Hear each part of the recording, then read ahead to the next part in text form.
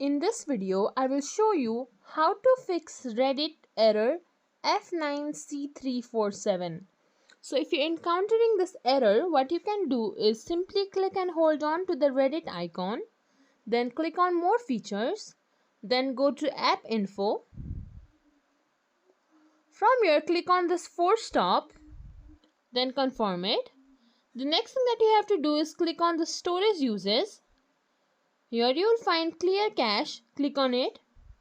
Once the cache is cleared, you can try restarting the app. Or the next thing that you can do is simply go to Play Store. In the search bar, search for Reddit.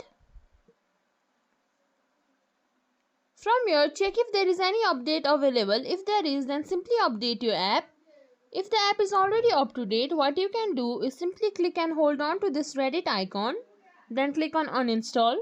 Confirm it, then go to Play Store and reinstall Reddit. After that, your error should be fixed. If you think this video was helpful, please like, share, subscribe to our channel, and thank you for watching.